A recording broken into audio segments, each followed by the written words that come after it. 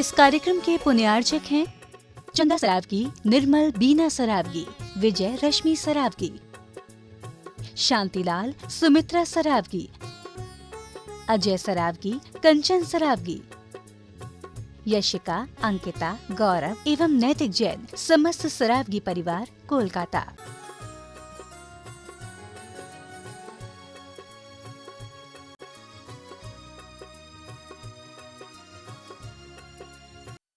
की श्रम साध्य सेवाएं में अपनी प्रदान कर रहे हैं और शिरोमणि संरक्षक बन करके हम सभी को गौरवान्वित कर रहे हैं।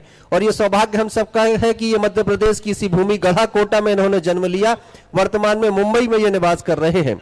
मैं निवेदन करूंगा अनुराग जी सोदिया साहिब से, कृपया आप आए, अपने पावन हस्तकमलों से चित्र अनावृत करें, दीप प्रज्वलित करें और साथ ही प्रसन्नहरि तीर्थ के समस्त न्यासीगण, दिगंबर जन पंचायत सभा के पदाधिकारीगण उपस्थित रहेंगे। कृपया आ जाए, आकर चित्र अनावरण दीप प्रज्वलन करें। निवेदन को स्वीकार करें। सम्मानित सदभैया जी भी कृपया सहयोग करेंगे। और ये चित्र अनावृत होता हुआ एक ऐसे युवा के हाथों से जिस युवा ने अपने जीवन को सेवा के पर्याय के रूप में परिवर्तित कर दिया, जिन धर्म के लिए समर्पित कर दिया, ऐसे पावन हस्तकमलों से आज का ये चित्र अनावृत होता हुआ करतल ध्वनि के माध्यम से हम सभी लोग अनुमोदना करें। देवादिदेव श्री 1008 पदम प्रभु भगवान की, आचार्य भगवंत गुरुदेव श्री 108 विद्यासागर जी महामुनिराज की। दीप प्रज्वलन के लिए मेरा निवेदन होगा, कृपया आप सभी लोग दीप प्रज्वलित करें। समाज सेवा में संलग्न रहने वाले वो हाथ जो मानव सेवा के लिए अपने जीवन को समर्पित किए हुए हैं, इन हाथों के होने का वो सार्थक करते हुए कि ये हाथ किसी की सेवा में लग जाए तो शायद हम सबका जीवन पवित्र हो जाए। इन भावनाओं के साथ सदैव हम सभी के बीच अपनी उपस्थिति दर्ज कराने वाले इन समाज सेवियों के हस्तकमलों से ये दीप प्रज्वलित होता हुआ। और अब मैं अनुराग जी सोदिया साहिब को यहां निमंत्रित करूंगा, कृपया 1 मिनट के लिए हमारे मंच पर आ जाएं। अनुराग जी साहिब कृपया शीघ्रता से आ जाएं। और प्रसन्नहरि तीर्थ के हमारे ट्रस्टीगण और दिगंबर जन पंचायत सभा के पदाधिकारी भी आ जाएं और सम्मान की सामग्री लेकर के आए। अनुराग सोदिया जी का भावभीना अभिनंदन हम सभी लोगों को करना है। एक युवा हम सबके लिए आदर्श बन गया। राय सेठ चंद्र कुमार जी हमारे बीच उपस्थित है, अरविंद राजा जी उपस्थित है, उन्हें भी निमंत्रित करूंगा, कृपया आप आ जाएं। मुकेश जी फणीस साहब आप भी कृपया मंच पर आ जाएं संजय जी के साथ। और एक ऐसे युवा का सम्मान हम सभी लोग करने जा रहे हैं आज, जो हम सबके लिए एक आदर्श बन गया है। एक आदर्श पथ पर चल करके उन्होंने उस रास्ते का निर्माण किया जिस रास्ते पर आज समाज के हर युवा को चलना चाहिए कि हम अपने जीवन के उद्देश्य तय करें। हम अपनी उन्नति के शिखरों पर तो पहुंचे ही पहुंचे, लेकिन धर्म और समाज के लिए भी कुछ न कुछ हम सभी लोग अवदान देते रहे। इन सारी भावनाओं से सिक्त होकर के इन्होंने गुणायतन तीर्थ के लिए जो अवदान दिया है, निश्चित वो स्तुत्य और अनुकरणीय है। 18 घंटे का ये श्रम है और इस श्रम के माध्यम से ये अपनी सेवाएं प्रदान कर रहे हैं। एक बार जोरदार तालियां उनके सम्मान में सभी लोग बजा दें। अनुराग जी सोदिया साहिब, गढ़ा कोटा निवासी और इस समय मुंबई प्रवासी, श्री अनुराग जी का हम सभी लोग अभिनंदन करेंगे। और अब हम सभी लोग पूज्य मुनिवर से निवेदन करेंगे कि शांति मंत्र की जाप के साथ विश्व शांति की भावना की ओर हम सभी को लेकर के चले। नमोस्तु वनश्री। हाँ, ओम सम्यक दर्शनाय नमः। ओम सम्यक दर्शनाय नमः। ओम सम्यक ज्ञानाय नमः। ओम सम्यक ज्ञानाय नमः। ओम सम्यक चारित्राय नमः। ओम सम्यक चारित्राय नमः। ओम ह्रीं जगत शांतिकराय श्री शांतिनाथाय नमः। सर्वोपद्रव शांतिम कुरु कुरु स्वाहा।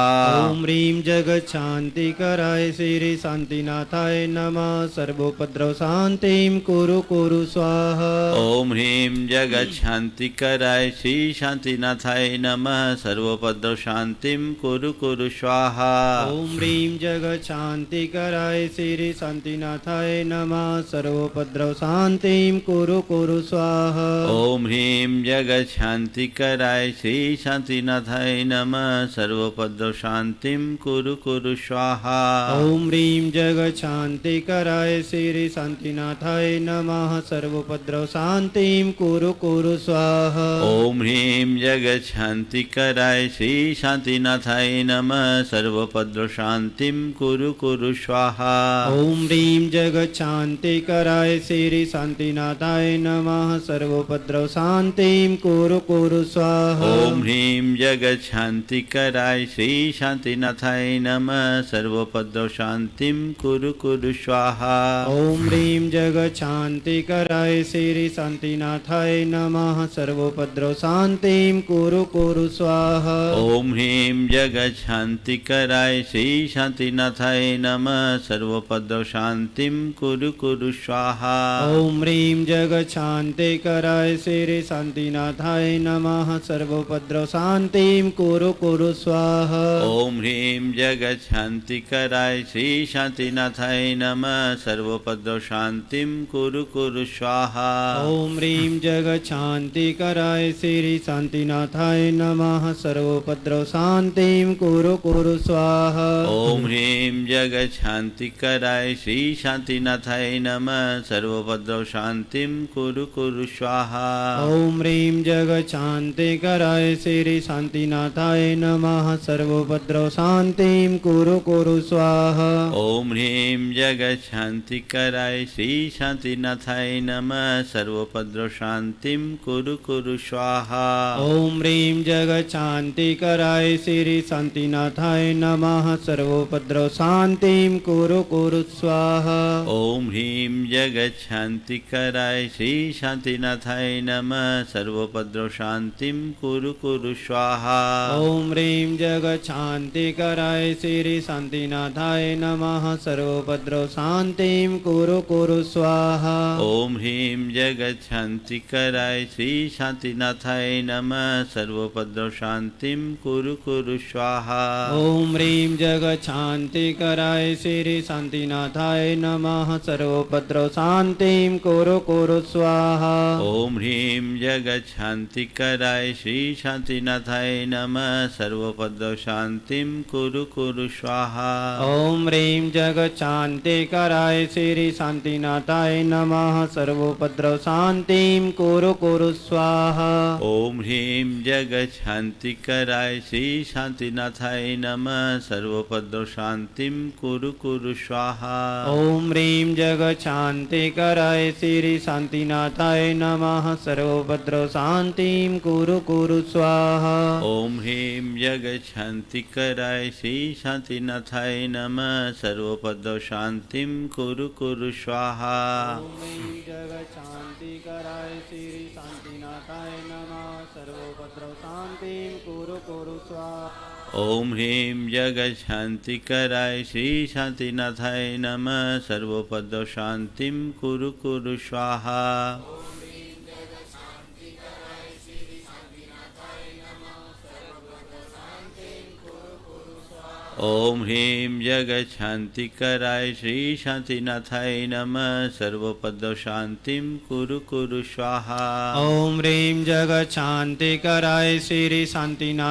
नमः सर्वोपद्रव शांतिं कुरु कुरु स्वाहा। ओम ह्रीं जगत शांतिकराय श्री शांतिनाथाय नमः सर्वोपद्रव शांतिं कुरु कुरु स्वाहा। ओम ह्रीं जगत शांतिकराय श्री शांतिनाथाय नमः सर्वोपद्रव शांतिं कुरु कुरु स्वाहा। ओम ह्रीं जगत शांतिकराय श्री शांतिनाथाय नमः सर्वोपद्रव शांतिं कुरु कुरु स्वाहा। ओम ह्रीं जगत शांतिकराय श्री शांतिनाथाय नमः सर्वोपद्रव शांतिं कुरु कुरु स्वाहा। ओम ह्रीं जगत शांतिकराय श्री शांतिनाथाय नमः सर्वोपद्रव शांतिं कुरु कुरु स्वाहा। ओम ह्रीं जगत शांतिकराय श्री शांतिनाथाय नमः सर्वोपद्रव शांतिं कुरु कुरु स्वाहा। ओम ह्रीं जगत शांतिकराय श्री शांतिनाथाय नमः सर्वोपद्रव शांतिं कुरु कुरु स्वाहा। ओम ह्रीं जगत शांतिकराय श्री शांतिनाथाय नमः सर्वोपद्रव शांतिं कुरु कुरु स्वाहा। ओम ह्रीं जगत शांतिकराय श्री शांतिनाथाय नमः सर्वोपद्रवशान्तिं कुरु कुरु स्वाहा।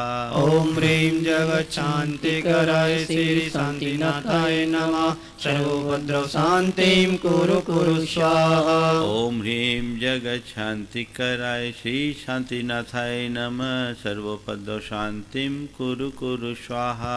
ॐ ह्रीं जगच्छान्तिकराय श्री शान्तिनाथाय नमः सर्वोपद्रवशान्तिं कुरु कुरु स्वाहा। ॐ ह्रीं जगच्छान्तिकराय श्री शान्तिनाथाय नमः सर्वोपद्रवशान्तिं कुरु कुरु स्वाहा।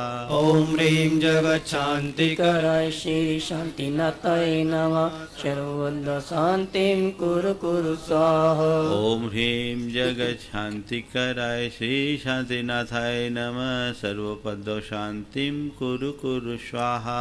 ॐ ह्रीं जगच्छान्तिकराय श्री शान्तिनाथाय नमः सर्वोपद्रवशान्तिं कुरु कुरु स्वाहा। ॐ ह्रीं जगच्छान्तिकराय श्री शान्तिनाथाय नमः सर्वोपद्रवशान्तिं कुरु कुरु स्वाहा। ॐ ह्रीं जगच्छान्तिकराय श्री शान्तिनाथाय नमः सर्वोपद्रवशान्तिं कुरु कुरु स्वाहा। ॐ ह्रीं जगच्छान्तिकराय श्री शान्तिनाथाय नमः सर्वोपद्रवशान्तिं कुरु कुरु स्वाहा। ॐ ह्रीं जगच्छान्तिकराय श्री शान्तिनाथाय नमः सर्वोपद्रवशान्तिं कुरु कुरु स्वाहा। ॐ ह्रीं जगच्छान्तिकराय श्री शान्तिनाथाय नमः सर्वोपद्रवशान्तिं कुरु कुरु स्वाहा। ॐ ह्रीं जगच्छान्तिकराय श्री शान्तिनाथाय नमः सर्वोपद्रवशान्तिं कुरु कुरु स्वाहा। ॐ सम्यक् दर्शनाय नमः। ॐ सम्यक् दर्शनाय नमः। ॐ सम्यक् ज्ञानाय नमः। ॐ सम्यक् ज्ञानाय नमः। ॐ सम्यक् चारित्राय नमः। ॐ सम्यक् चारित्राय नमः। जय बोलो श्री शांतिनाथ भगवान की परम पूजाचार्य गुरुवर श्री विद्यासागर जी महाराज। और अब आर्य का रत्न श्री 105 दृढ़मती माता जी के चरणों में बारंबार बंदामी सहित निवेदन कि वो अपनी वाणी के माध्यम से हम सभी को कृतार्थ करें। बंदामी माता जी।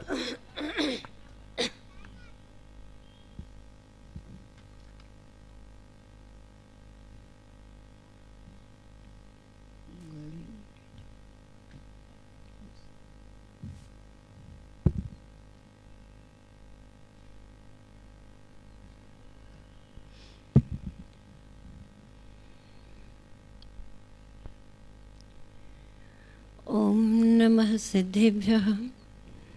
ॐ नमः सिद्धेभ्यः।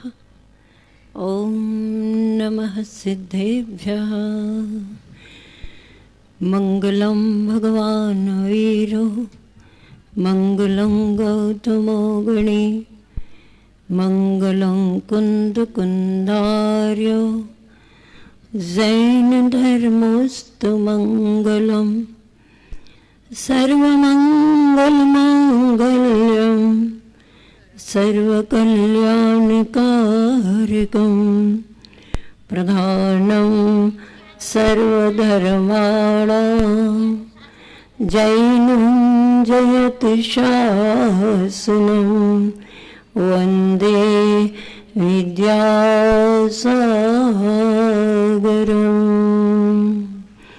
देवादिदेव 1008 वर्तमान शासन नायक श्री वर्धमान स्वामी जी की आचार्य परमेष्ठी गुरुवर श्री विद्यासागर जी महामुनि महाराज के अहिंसामयी विश्व धर्म के मुनि श्री प्रमाण सागर जी महाराज के मुनि श्री अरा सागर जी महाराज के ज्येष्ठ हरिका श्री गुरुमती माता जी की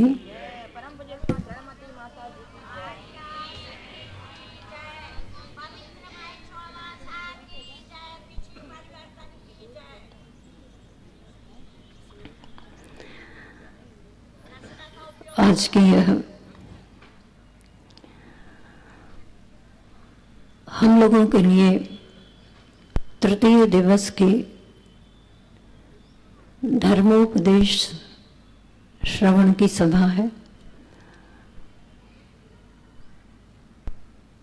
मैं तो चाह रही थी कि मुनि श्री जी के द्वारा ही पूरा समय धर्मोपदेश हो, उनकी आज्ञा का पालन करना छोटों का कर्तव्य। इसीलिए एक बात सूत्रों के माध्यम से ही अपन समझेंगे।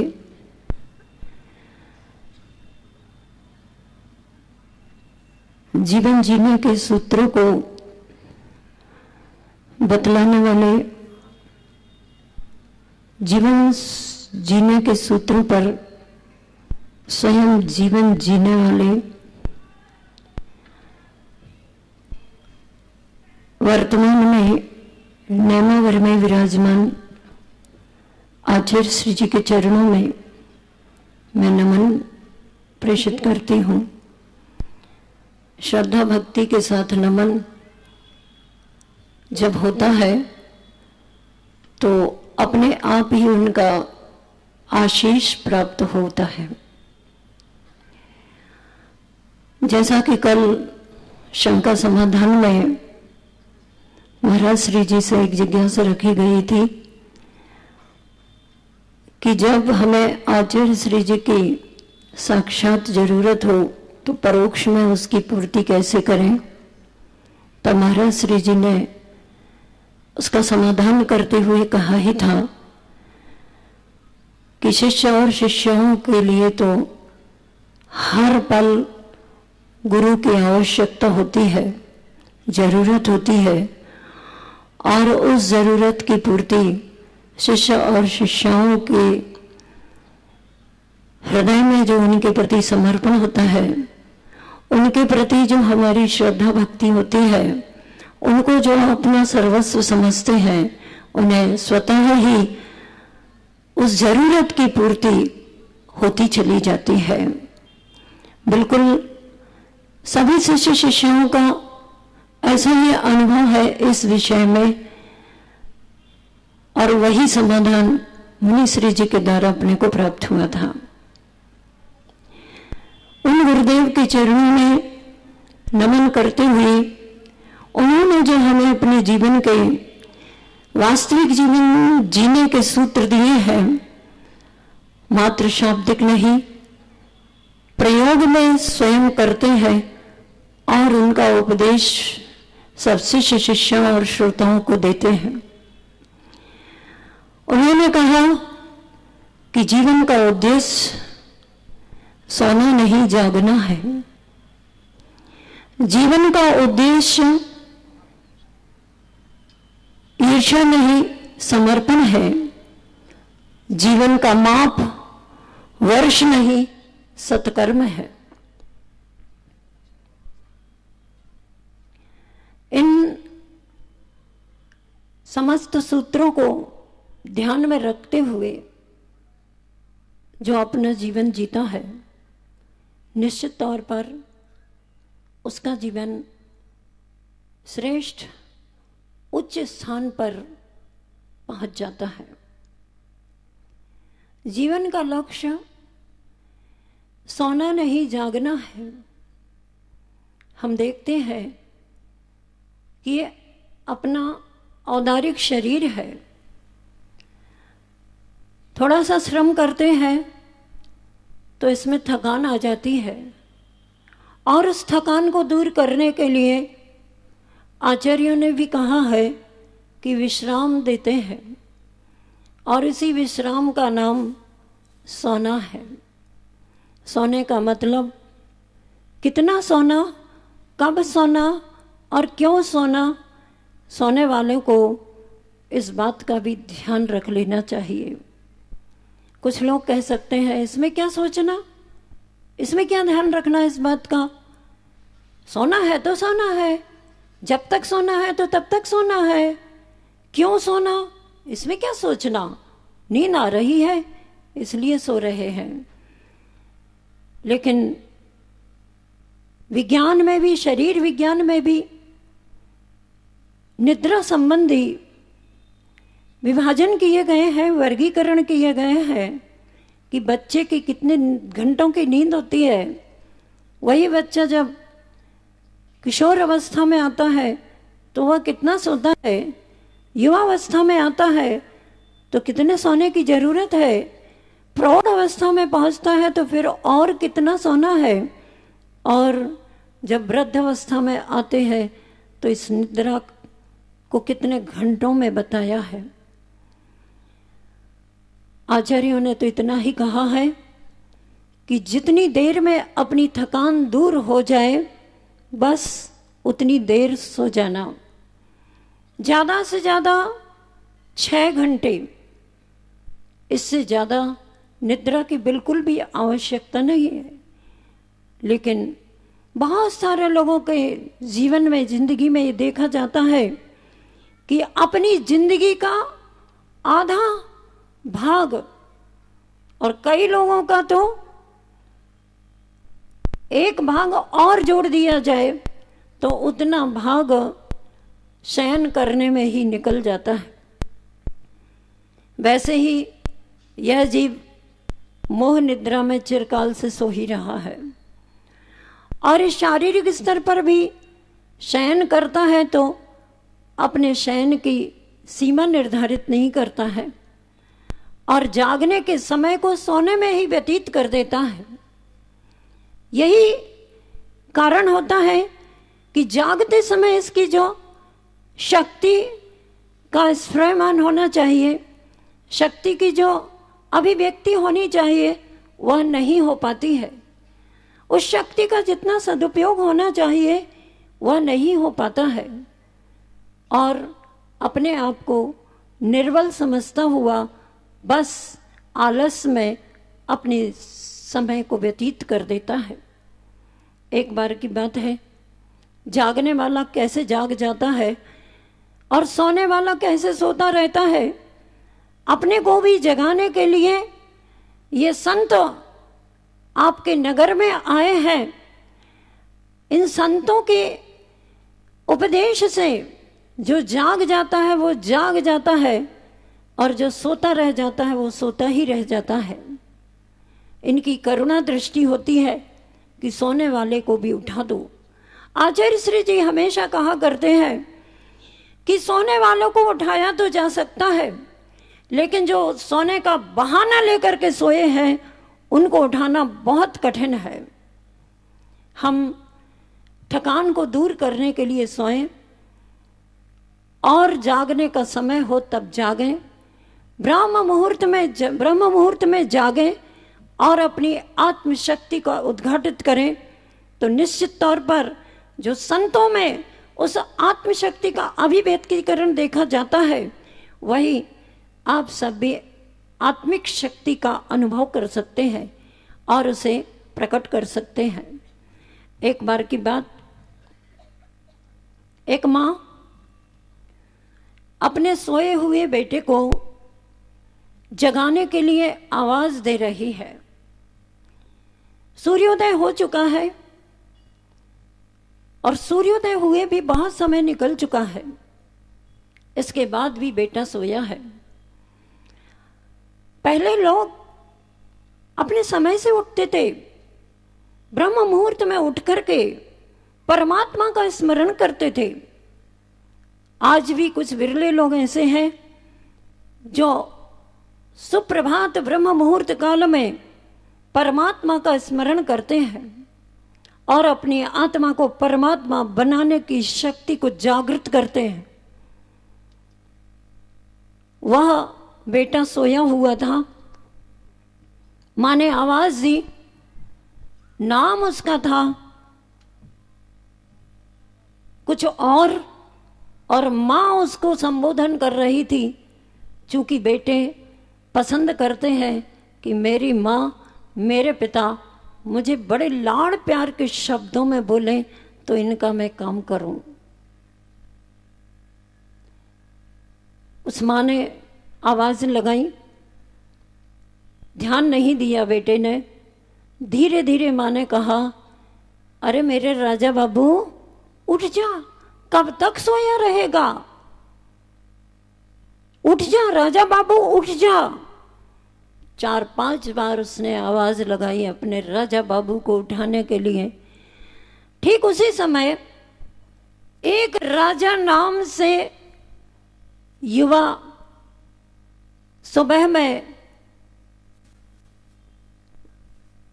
घूमने के लिए चल रहा था। उसके घर के सामने से निकला, उसे उस मां की आवाज सुनाई दी और उसे लगा कि कोई मेरे से कह रहा है, राजा बाबू तू कब तक सोया रहेगा, उठ जा, जाग जा, सोना अब ठीक नहीं है, जाग जा। उसके कर्णों में जब ये मां की आवाज पहुंचती है तो ये राजा बाबू तो उसका लाडला बेटा उठा या नहीं उठा, लेकिन जो घूमने जा रहा था, वास्तव में जिसका नाम राजा बाबू था, वह सोचता है आज मुझे आवाज मिल गई और विचार करता है कि मुझे कोई जागने के लिए कह रहा है। आप सोच सकते हैं कि वो तो जागता हुआ ही जा रहा है, घूमने के लिए, सोता हुआ थोड़ी जा रहा है। अरे इन नेत्रों से, चर्म नेत्रों से जागने की बात नहीं चल रही। अंतस के नेत्र जागृत होना चाहिए, उनकी बात चल रही है। विवेक का नेत्र जागृत होना चाहिए, ज्ञान नेत्र जागृत होना चाहिए। उसको ये विचार आया और पहुंच जाता है संत के चरणों में, वहां पर अपनी बात रखता है कि मोह नींद से सोया, राग द्वेष की निद्रा में सोया मैं, हे प्रभु, हे संत महाराज, मैं आपके जीव निकट चरणों में आकर के ये भावना रखता हूं कि ये मोह निद्रा मेरी हमेशा हमेशा के लिए चली जाए और मैं जागृत हो जाऊं, चेतना का जागरण हो जाए, चेतना का ऊर्ध्वारोहण हो जाए। बस यही मेरी प्रार्थना है। संत का उपदेश चेतना के जागरण के लिए होता है। वह सुनता है और धीरे धीरे चेतना जागरण के, चेतना के ऊर्ध्वारोहण के जो जो भी सूत्र होते हैं वो उसे प्राप्त होते हैं और निवेदन पर संत उन्हें, उस राजा बाबू को महाराजा बना देता है और वह अपने जीवन में फिर ऐसा जागता है, ऐसा जाग उठता है कि हमेशा सावधान रहता है।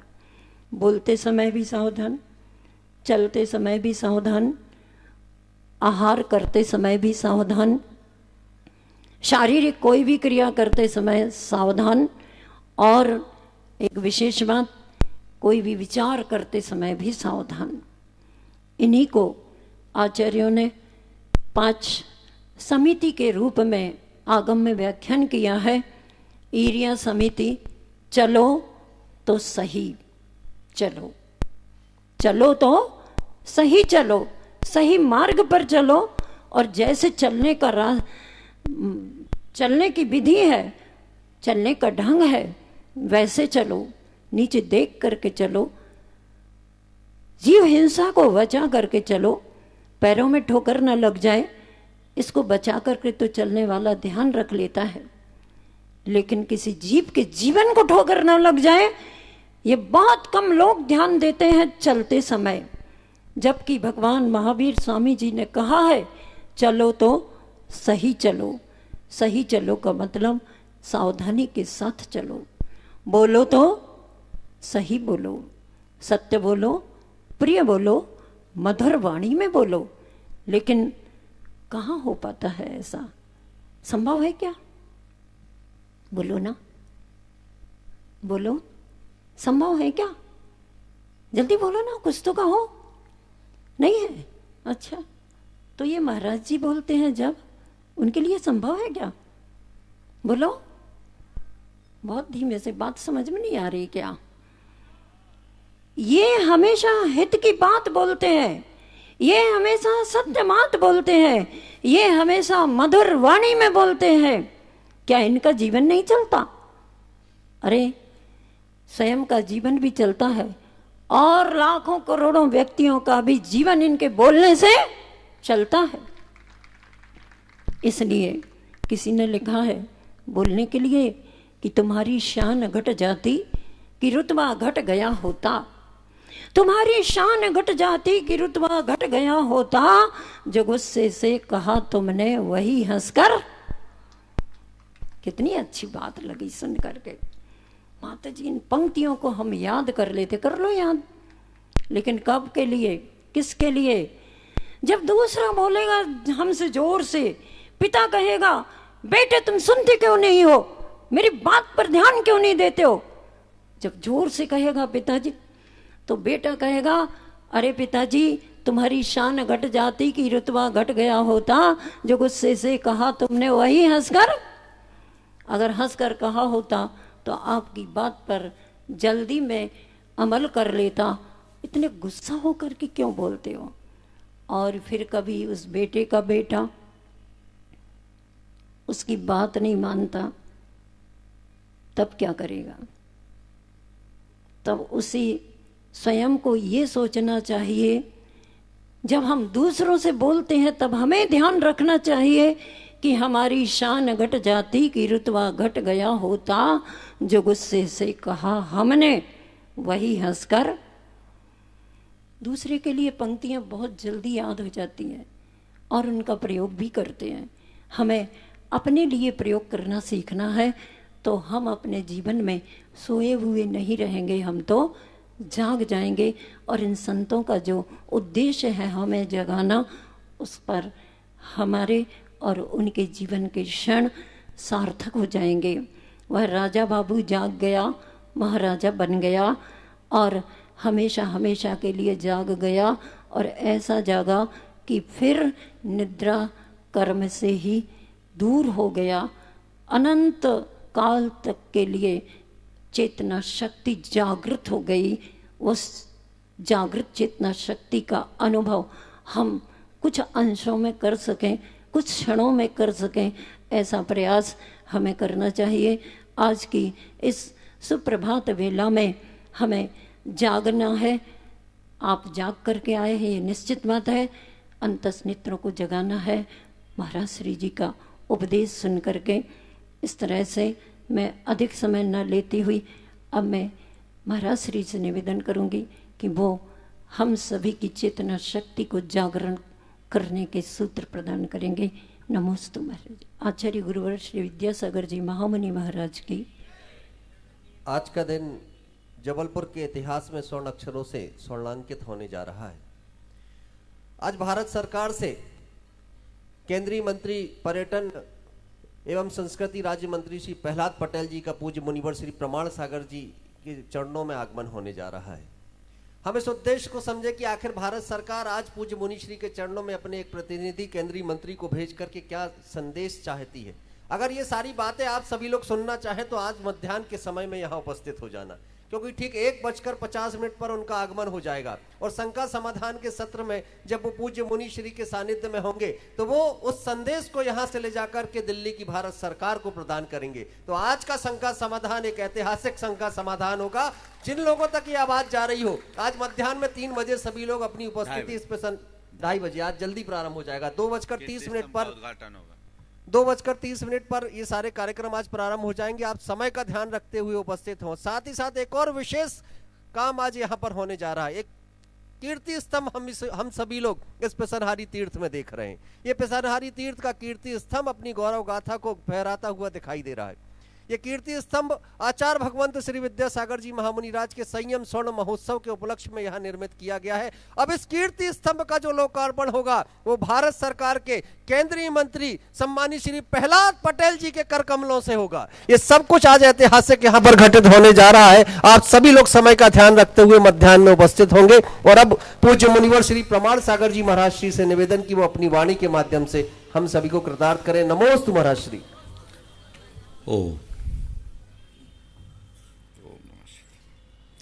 जय बोलो अहिंसा परमो धर्म की परम पूज्य आचार्य गुरुवर श्री विद्यासागर जी महाराज की जय जय जय। परम पूज्य मुनि श्री प्रमाण सागर जी महाराज की जय जय जय। नमोस्तु।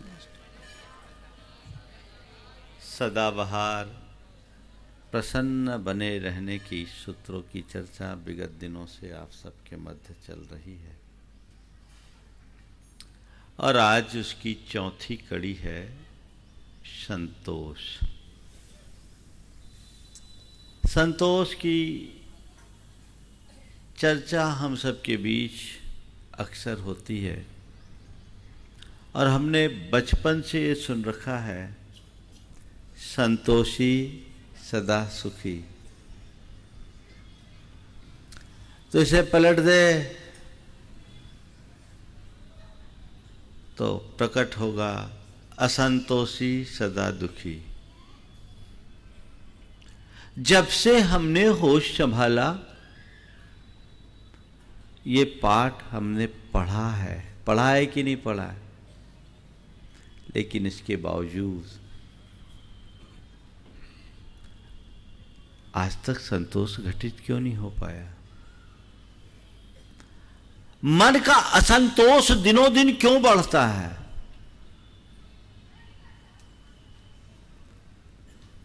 आज मैं आपसे संतोष की महिमा नहीं बताऊंगा, क्योंकि वो आपको पता है। बोलो, संतोष को अच्छा मानते हो कि बुरा, और असंतोष को बुरा? सब पता है, मैं कितने ही बोलूंगा, आप हर कोई जानेंगे कि भैया संतोष अच्छी चीजें रखना चाहिए, है ना, पर दूसरों को, खुद को नहीं। आप लोग हैं बहुत होशियार, भगत सिंह पैदा हो पर पड़ोसी के घर में, मेरे यहां नहीं। तो मैं आज आपसे संतोष की महिमा का बखान नहीं करूंगा, पर आज तक मन में संतोष क्यों नहीं जगा, इसकी चर्चा जरूर करना चाहता हूं। हमारे मन के असंतोष का कारण क्या है? कभी आपने उसे देखने की कोशिश की? कारण का निवारण होगा तो समाधान अपने आप। जब तक कारण उपस्थित रहेगा, कार्य होता रहेगा। आप अपने मन की पड़ताल करके देखो, आपके मन में असंतोष क्यों आता है? असंतुष्ट आप कब होते हैं? पहले तो ये बताओ, आप लोग संतुष्ट हो या असंतुष्ट? असंतुष्ट, परम संतुष्ट, बहुत अच्छी बात। असंतोष के कारणों की हम चर्चा करें। मेरे देखे असंतोष के 4 कारण नजर आते हैं। सबसे पहला कारण है अभावोन्मुखी दृष्टि। मनुष्य के मन की एक बहुत बड़ी दुर्बलता है कि वह उसे नहीं देखता जो उसके पास है, वो उसे देखता है जो उसके पास नहीं है। वो उपलब्ध का आनंद नहीं लेता, अनुपलब्ध के पीछे दौड़ता है। यही असंतोष का सबसे बड़ा कारण है। संत कहते हैं तुम उसका रस लो जो तुम्हारे पास है, उसके पीछे परेशान मत हो जो तुम्हारे पास नहीं है। अपने मन से पूछो क्या कहता है। तुम जो हो, जैसे हो, तुम्हारे पास जितना है, तुम जिस स्थिति में हो, तुम उसे देखते हो या अपने पड़ोसी को? किसे देखते हो? यदि तुम अपने स्थिति को देखोगे तो तुम्हारे मन में केवल और केवल संतोष होगा। लेकिन अगल बगल झांकोगे तो सिवाय असंतोष की और कुछ नहीं होगा। संत कहते हैं तुम्हारे पास लाख है तो लाख होने का सुख भोगो, करोड़ पाने की चाह में 99 के दुख का जन्म मत दो। होता क्या है, हजारपति लखपति बनना चाहता है, लखपति करोड़पति और करोड़पति अरबपति होने की दौड़ में लगा रहता है। नतीजा जो उसके पास है उसका भी वह सुख नहीं भोग पाता। दृष्टिकोण बदलना चाहिए। मेरे पास जैसा है जो है उसे मैं सहज भाव से स्वीकार करूं और उसका ही सत्कार करूं। जीवन का मर्म ये है। और तभी आप अपने जीवन में वास्तविक आनंद की अनुभूति कर पाओगे। इसे थोड़ा गहरे से समझिए। आज स्थिति लोगों की अलग हो गई। आदमी अपने जीवन में होने वाले अभावों की तरफ भागता है और उसे लगता है कि मेरे दुखों का कारण मेरे जीवन का अभाव है। संत कहते हैं ये संसार का स्वरूप ही ऐसा है, संसार की ऐसी विचित्रता है, क्या हर प्राणी में अभाव और अल्पता तो जुड़ी ही रहेगी। ऐसा एक भी प्राणी संसार में नहीं है जिसके पास सब चीजों का सद्भाव हो। किसी न किसी चीज का अभाव होगा। तुम सोचो मेरे पास इस चीज का अभाव है इसलिए मैं दुखी हूं, उसकी पूर्ति कर लूं, उसकी पूर्ति हो जाएगी, लेकिन दुख की पूर्ति नहीं, दुख की निवृत्ति नहीं होगी, सुख की प्राप्ति नहीं होगी। क्यों? तब तक तुम्हें और किसी चीज का अभाव दिखने लगेगा। उसे पालोगे तो फिर तुम्हें किसी और चीज का अभाव दिखने लगेगा, और उसे पालोगे तो फिर तुम्हें किसी और चीज का अभाव दिखने लगेगा। संत कहते हैं जो मनुष्य उससे सुखी नहीं जो उसके पास है, जो मनुष्य उससे सुखी नहीं जो उसके पास है, वो उससे कैसे सुखी हो सकता है जिसे वो चाहता है। पास से अगर सुख नहीं है तो तुमने जिसे चाहा उससे भी सुख नहीं मिलने वाला, क्योंकि जब तक तुम उसे पाओगे तब तक तुम्हारी चाह बदल जाएगी। इसलिए जो उपलब्ध है उसे देखो। अभाव तो जीवन में हर किसी के बना ही रहता है। कोई व्यक्ति सोचता है आज मेरे पास धनाभाव है, थोड़ा धन संपन्न हो जाऊं तो सुख से जीऊंगा। थोड़ा 25 वर्ष पीछे लौटो तो 25 वर्ष 50 वर्ष पीछे आपने एक सोचा, एक लक्ष्य बनाया होगा, कुछ सोचा होगा कि भैया इतना रुपया कमा लेंगे तो शांति से रहेंगे। सोचा है कि नहीं? और प्राय लोगों ने उस टारगेट को अचीव भी किया होगा। किया? अब बताओ शांति आई कि नहीं? महाराज शांति आई नहीं, अशांति बढ़ गई। हकीकत है कि नहीं? क्यों? चाह बदल गई। यही आकुलता की जननी है। जब तक तुम्हारी दृष्टि अभावों पर केंद्रित रहेगी, अभावोन्मुखी दृष्टि रहेगी, तुम्हें कमी सालते रहेगी और ये कमी जिंदगी भर रुलाएगी।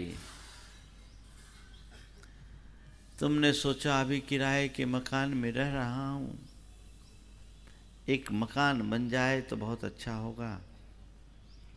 मेहनत किया, संयोग अनुकूल जुटे, पैसा आ गया, तुमने घर बना लिया। अब घर बनाने के बाद थोड़ा फर्नीचर अच्छा हो, फ्लोर अच्छा हो, वो भी आ गया, उतना बना लिया। अरे ये घर तो है, थोड़ा पॉश एरिया में घर होता तो ज़्यादा अच्छा होता। अब पॉश एरिया में घर लिया तो अभी हमने फ्लैट लिया, हमारी कोठी होती तो अच्छा था। अब कोठी भी हो गई तो जबलपुर में तो एक हो ही गया, एक आध किसी महानगर में हो जाता तो और अच्छा था। यही चलता है कि नहीं, बोलो? ये हर मनुष्य के मन की कहानी है। गुरुदेव का ये वाक्य बहुत ही अच्छा सार बताता है कि जो पाता है सो भाता नहीं, और जो भाता है सो पाता नहीं। जो पाता है सो भाता नहीं, जो भाता है सो पाता नहीं, इसीलिए सुख साता नहीं। है ना निचोड़? जब तक तुम अभावों का रोना रोगे, दुखी बने रहोगे, ध्यान रखना अभाव तुम्हारे जीवन के दुख का कारण नहीं है। तुम्हें लगता है कि अमुक चीज के अभाव के कारण मैं दुखी हूं, तो एक बार उनके निकट जाकर देखो जिनके पास वो है, जिनके पास उस चीज का अभाव नहीं है, क्या वो सुखी है? तुम्हें लगता है मेरे पास धनाभाव है, तो जिनके पास पर्याप्त धन है उनके निकट जाके देखो, क्या वो सुखी है? तुम्हें लगता है कि मेरा शरीर स्वस्थ नहीं है, अस्वस्थ है, तो उन्हें जाकर देखो जो स्वस्थ है, क्या वो सुखी है? तुम्हें लगता है मेरी संतान नहीं है इसलिए मैं दुखी हूं, तो उनके निकट जाकर देखो जिनकी संतान है, क्या वो सुखी है? तुम्हें लगता है मेरा परिवार नहीं इसलिए मैं दुखी हूं, तो जिनका परिवार बस गया उनके निकट जाकर देखो, क्या वे सुखी हैं? पाओगे सबकी राम कहानी एक है, सबकी राम कहानी एक है। और भाई, यदि अभाव दुख का कारण है, भाव सुख का कारण है, तब तो फिर सबसे पहला नंबर हम लोगों का होना चाहिए। बोलो हमारे पास क्या है? तुम जिन चीज़ों के अभावों का रोना रोते हो और जिसके कारण अपने आप को दुखी महसूस करते हो, उसमें से हमारे पास क्या है? है कुछ? धन है, संपत्ति है, परिवार है, संतान है, क्या है? बोलो। कुछ भी नहीं ना। सबसे ज्यादा अभावग्रस्त अगर दिखेंगे तो कौन है अभी यहां? अभाव हम ही लोगों के पास है ना। अब बोलो, हमें सुखी मानोगे कि दुखी? हाँ बोलो, सुखी। इसका मतलब सुखी होने का उपाय क्या हो गया? जिसके पास अभाव है वो सुखी निकला नहीं निकला? बोलो।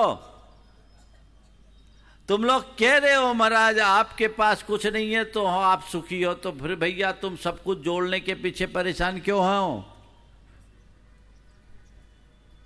बात समझ रहे हो? ध्यान रखना।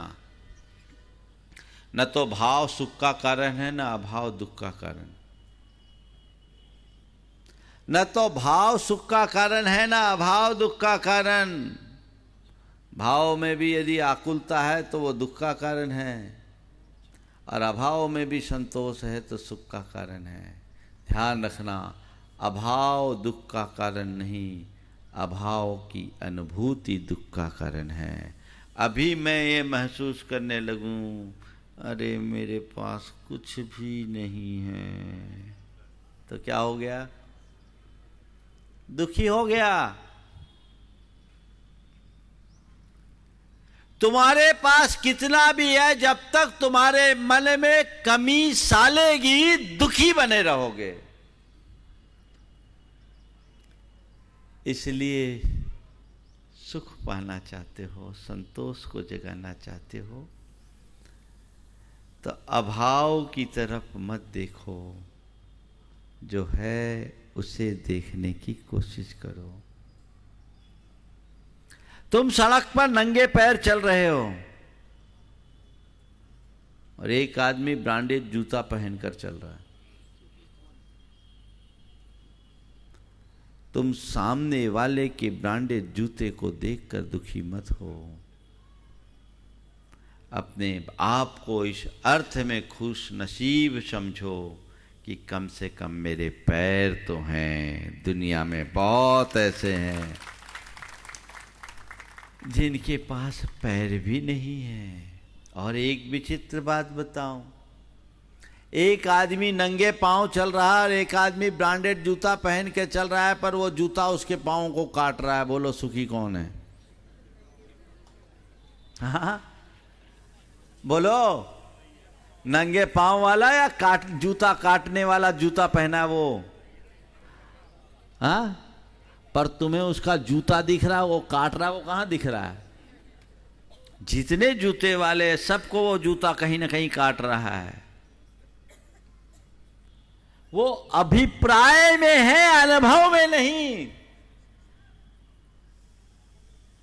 दृष्टिकोण सुस्पष्ट होना चाहिए।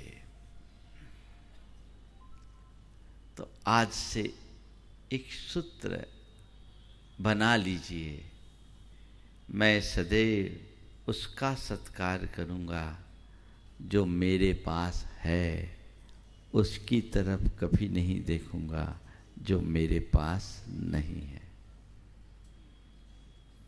शिकायतें खत्म। दो पड़ोसी थे, एक का नाम था हसंत जी दिलखुश, हसंत जी दिलखुश, और दूसरे का नाम था रुदंत जी आंसूवाल। रुदंत जी आंसूवाल और हसंत जी दिलखुश बड़े जिंदा दिल आदमी, बड़ा खुश मिजाज व्यक्ति, हर पल प्रसन्न रहता और जो आता सामने वाले का दुख वो हल्का कर देता। लेकिन रुदंत जी आंसूवाल जैसा उसका नाम, वैसा ही काम, आंसू ही बहाता। कोई आए अपना रोना शुरू, क्या करूं अजी, आज सुबह नींद ठीक से नहीं, देर से खुली, क्या करें जी, आज तो पेट ही साफ नहीं हुआ, क्या बताऊं, आज धर्म पत्नी ने भोजन अच्छा नहीं बनाया, अजी क्या करूं, 3 घंटे बीत गए अभी तक बोनी नहीं हुई। कुछ ना कुछ रोना रोए। और हसंत जी तो हसंत जी थे, जिंदा दिली से जीने वाला। हसंत जी के पास लाइन लगे और रुदंत जी के पास कोई फटकना न चाहे। उसे क्या लगे कि ये मंत्र तंत्र करता है और सबको खींच लेता है। एक रोज वो हसंत जी के घर पहुंच गया। 2 कमरों का छोटा सा मकान था। जब घर गया तो देखा कि उसका 14 साल का बेटा उसके गोद में लेटा है और वो उसके सिर पे बाम मल रहा है। आने पर उसने उसका सत्कार किया, बिठाया, पूछा क्या हो गया? बोले कुछ नहीं, बेटे को थोड़ा सा बुखार है, सिर दुख रहा है, मैं इसकी सेवा कर रहा हूँ, आप बैठिए। बातचीत हुई। उसके बाद कहा मैं आपके लिए चाय लेकर आता हूँ।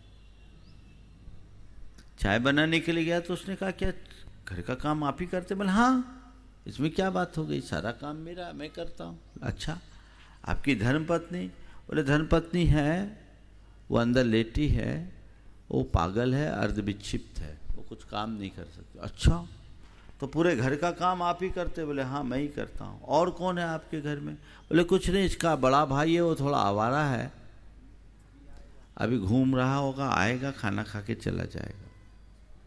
सामने वाले को बड़ा आश्चर्य, पत्नी बीमार, एक बेटा आवारा, दूसरा भी बीमार जिसकी सेवा खुद कर रहे, जिस व्यक्ति को घर का काम भी अपने हाथ से करना पड़ता है, उसके बाद भी दुकान में इतने प्रसन्न कैसे? उसने पूछा, आपकी प्रसन्नता का राज क्या है? आपकी प्रसन्नता का राज क्या है? उसने कहा, और कुछ नहीं, बस मैं इतना ही जानता हूं, जो है, जैसा है, जिस स्थिति में है, उसे स्वीकार करके जीना ही मेरी प्रसन्नता का राज है। उसने कहा, मेरी पत्नी पागल है, मुझे कभी नहीं लगता, मैं सोचता हूं चलो अब पागल तो है तो क्या हुआ, कम से कम चिल्लाती तो नहीं है, पड़ी रहती है। मेरा बेटा आवारा है, मैं इस बात के लिए संतुष्ट रहता हूं कि आवारा है, कम से कम अपराधी तो नहीं बना, आज नहीं कल ठोकर खाकर सुधर जाएगा। और घर का काम करते वक्त मेरे मन में यही लगता है कि चलो इस बहाने मेरी एक्सरसाइज भी हो जाती है, कोई असंतोष नहीं।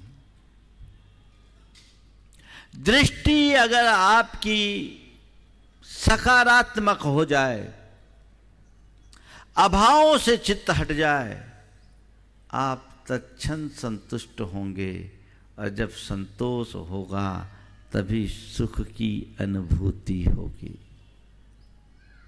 दूसरी बात, असंतोष का कारण, आय से अधिक व्यय। कुछ लोग हैं जो अपनी हस्ती और हैसियत से ज्यादा खर्च करते। कहावत है, कुबत कम और गुस्सा ज्यादा, लक्षण है पिट जाने का, और आमद कम और खर्चा ज्यादा, लक्षण है, जो बोलो तो है ना। जब आपकी आय अल्प हो और खर्च ज्यादा हो, तो आपके मन में संतोष कभी नहीं आएगा, कहीं ना कहीं पैसे की चाह जगेगी। मनुष्य को अपनी मनोवृत्ति बदलनी चाहिए, अपनी हस्ती और हैसियत के अनुरूप ही जीवन जीना चाहिए, तभी आप अपना काम कर सकेंगे, अन्यथा नहीं। आपको आय के अनुरूप ही व्यय करना चाहिए, जितनी आमदनी उतना खर्च, उससे अधिक नहीं। ये सोच जब आप विकसित करोगे, संतोष है, कम आय है कम खर्च करें, दूसरों से होड़ क्यों करते हो? आजकल लोग स्टेटस बनाए रखने के चक्कर में क्षमता से ज्यादा करते। साधारण आदमी भी अपने आप को करोड़पति दिखाने की कोशिश करता है, फिर पोल खुलती है तो सड़क पर आ जाता है, रात दिन टेंशन में रहता है। आय से अधिक व्यय असंतोष का दूसरा कारण। असंतोष का तीसरा कारण है विलासिता बहुल मनोवृत्ति। बहुत ज्यादा लग्जरियस बनने की चाहत तुम्हारे मन में जगेगी, तुम्हारे मन में कृत्रिम अपेक्षाओं का विस्तार होगा, संतोष नहीं होगा और जीवन भर दुखी बने रहोगे।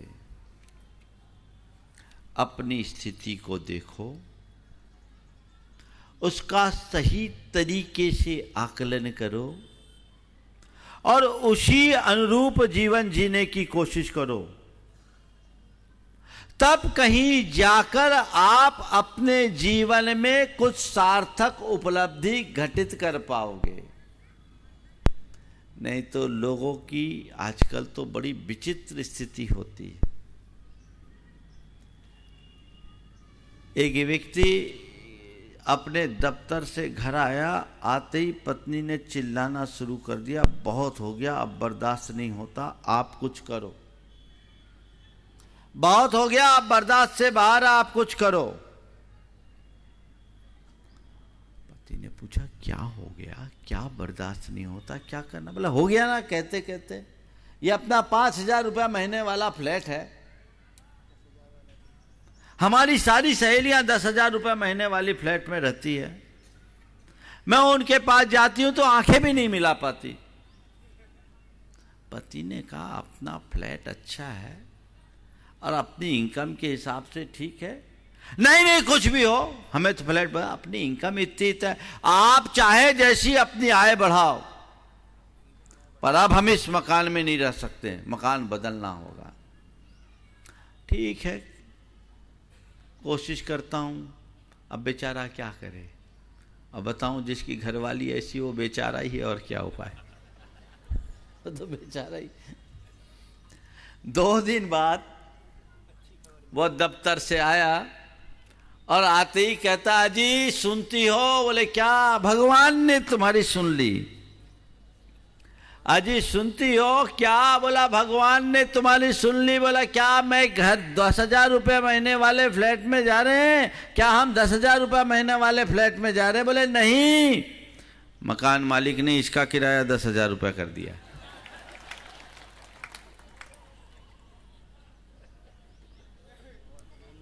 समझ में आ गई ना बात?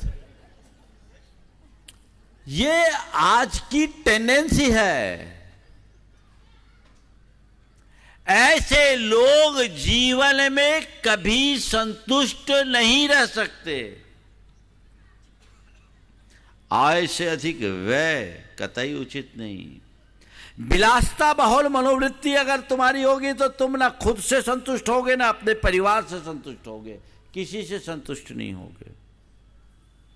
एक महिला जो बड़ी कीमती आभूषण पहने थी, उसकी सहेली ने देखा, बोला क्या बात है, आज तो तुम बड़े कीमती गहने पहने हो, क्या तुम्हारे पति ने बिजनेस बदल लिया, उनकी आय बढ़ गई? उसने कहा नहीं, मैंने अपना पति बदल लिया।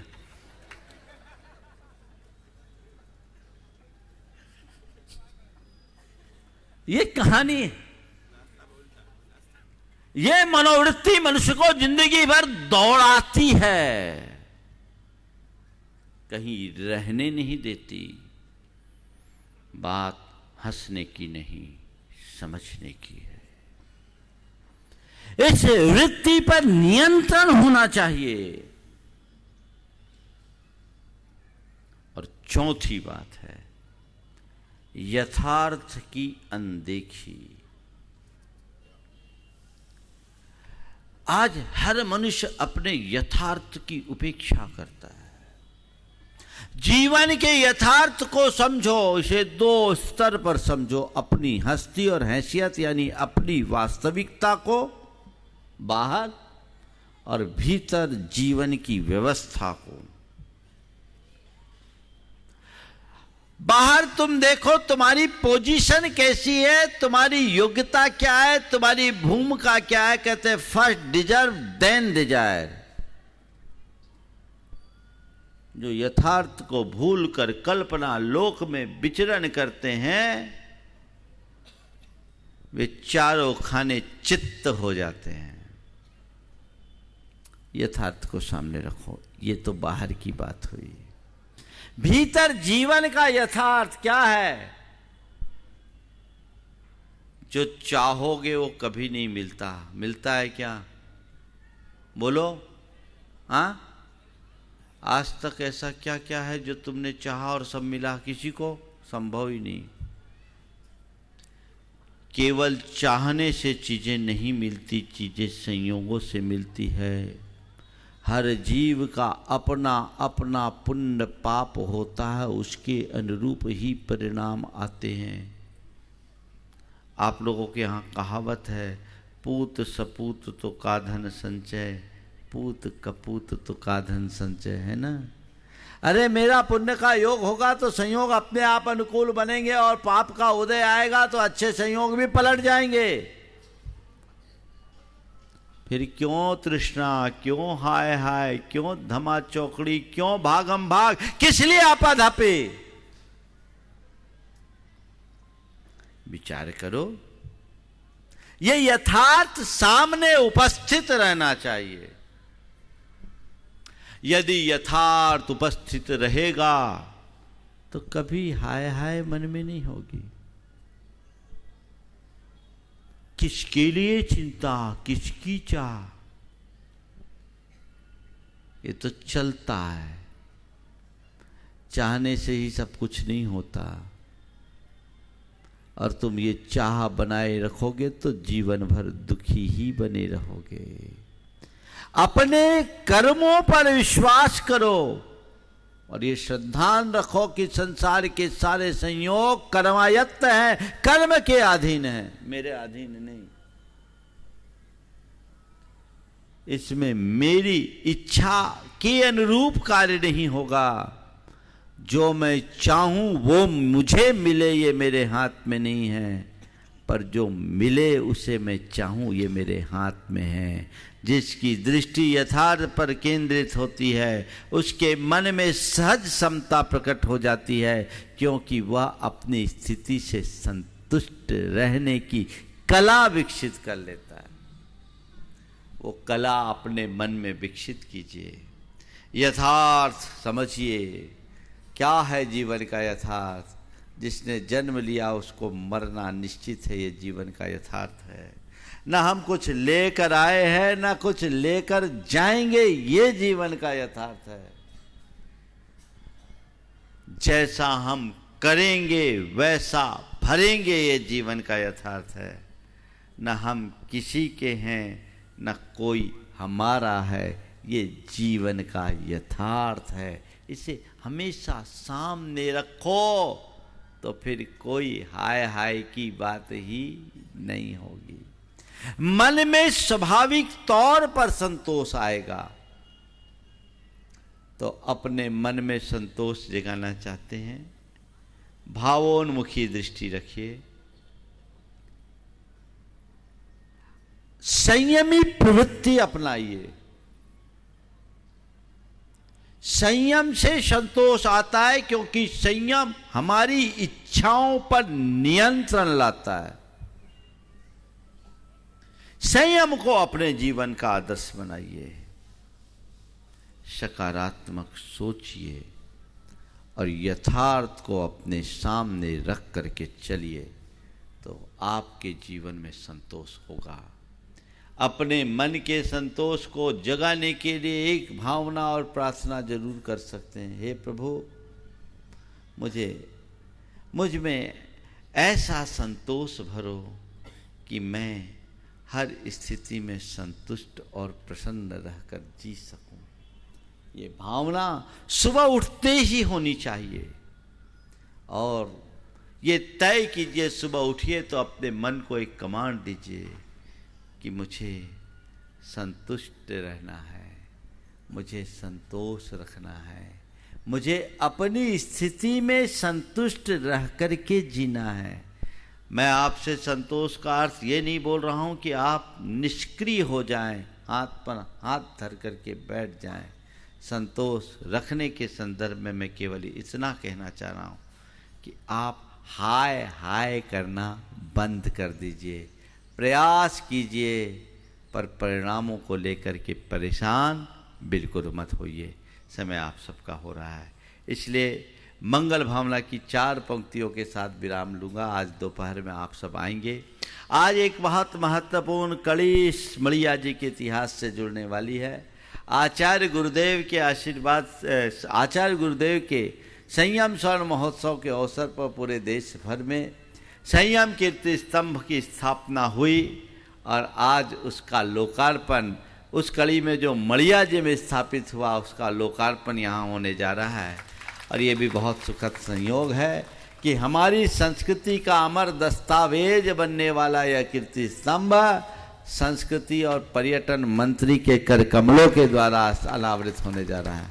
आप सबको उसमें अपनी भागीदारी सुनिश्चित करना चाहिए। उत्साह के साथ इस क्षण के साक्षी बनना चाहिए। आपको सूचना दी गई, आप सब अभी तो आए हैं, कोशिश कीजिए कि दोपहर में भी आएंगे। आप आओगे कि नहीं आ पाओगे? कितने लोग आओगे? देखे थोड़ा हाथ उठा। लगभग पूरे आएंगे और जितने आए हो उतने को ले करके आएंगे, समझ गए? तो आपकी व्यवस्था अपने आप हो जाएगी। शंका समाधान के जो स्थायी श्रोता वो तो रहेंगे ही, लेकिन आज इस घड़ी का साक्षी बनने के लिए आप सबको उपस्थित होना है। मंगल भावना की 4 पंक्तियों के साथ विराम। मंगल मंगल होए जगत में सब मंगलमय हो। मंगल मंगल हो जगत में सब। इस कार्यक्रम के पुण्यार्जक थे चंदा सरावगी, निर्मल बीना सरावगी, विजय रश्मि सरावगी, शांतिलाल सुमित्रा सरावगी, अजय सरावगी, कंचन सरावगी, यशिका, अंकिता, गौरव एवं नैतिक जैन, समस्त सरावगी परिवार, कोलकाता।